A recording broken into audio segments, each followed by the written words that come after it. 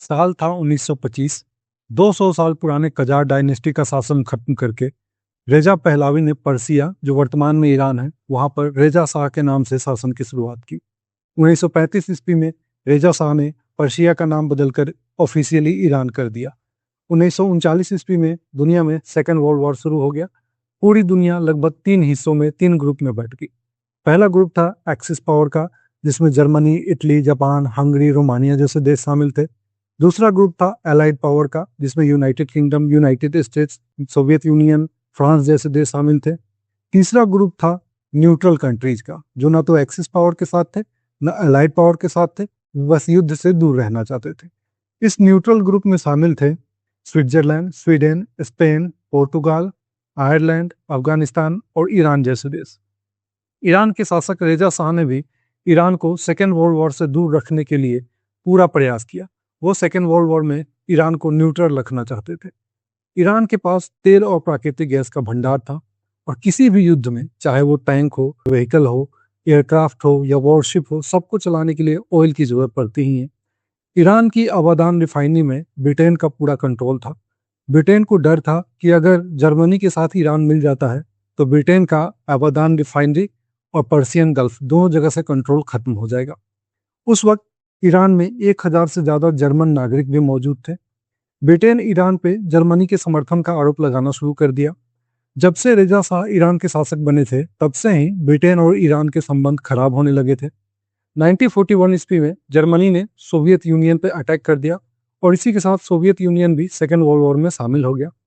USA अब तक second world war में शामिल नहीं हुआ था, लेकिन वह ब्रिटेन को मिलिट्री इक्विपमेंट, फ्यूल और फूड की सप्लाई दे रहा था, और यह सप्लाई मेनली नॉर्थ अटलांटिक महासागर के रास्ते होता था। लेकिन इस रास्ते जर्मन सबमरीन अटैक करके अक्सर कॉन्वॉय पर हमला कर देते थे और जहाज को डुबो देते थे।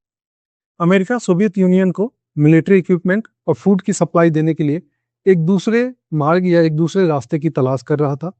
सोवियत यूनियन की सीमा ईरान के साथ लगती थी, और ईरान की सीमा ब्रिटिश इंडिया और फारस की खाड़ी के साथ लगती थी। ईरान में एक रेल नेटवर्क था जो साउथ ईरान को नॉर्थ ईरान के साथ जोड़ता था, जिसे ट्रांस ईरानियन रेलवे भी कहा जाता था।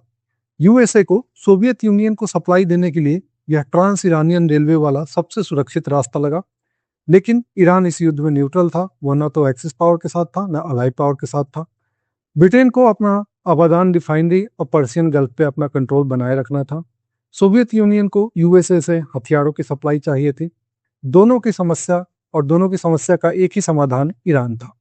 दोनों देशों ने ईरान पर दबाव बनाना शुरू किया। ब्रिटेन और ईरान के संबंध तो पहले से ही खराब चल नहीं रहे थे। तेहरान में ब्रिटेन के खिलाफ रैली भी शुरू हो गई।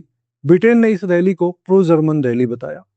फाइनली 25 अगस्त 1941 ईस्वी को ब्रिटेन ने साउथ से और सोवियत यूनियन ने नॉर्थ की तरफ से अचानक से ईरान पर हमला कर दिया, और युद्ध शुरू हो गया, जिसे Anglo Soviet invasion of Iran भी कहा जाता है। इस हमले को ऑपरेशन काउंटेनेंस नाम दिया गया।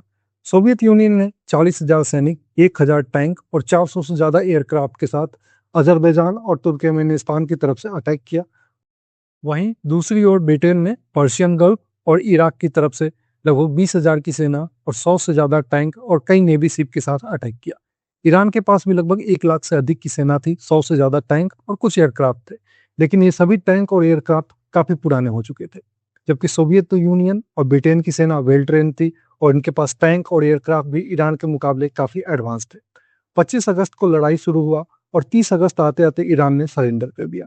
रेजा शाह ने ईरान की गद्दी छोड़ दी, और रेजा शाह के बेटे मोहम्मद रेजा पहलवी ईरान के नए शाह बने।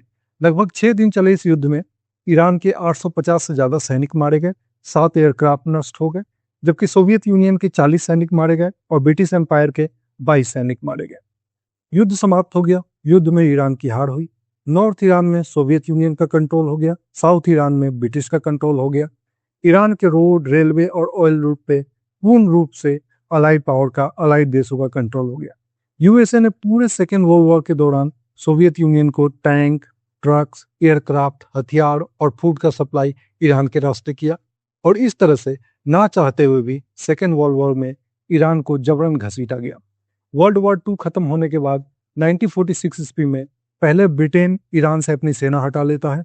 फिर उसके बाद सोवियत यूनियन पे भी इंटरनेशनल प्रेशर बनाया जाता है, जिस कारण सोवियत यूनियन भी अपनी सेना ईरान से हटा दे पाए।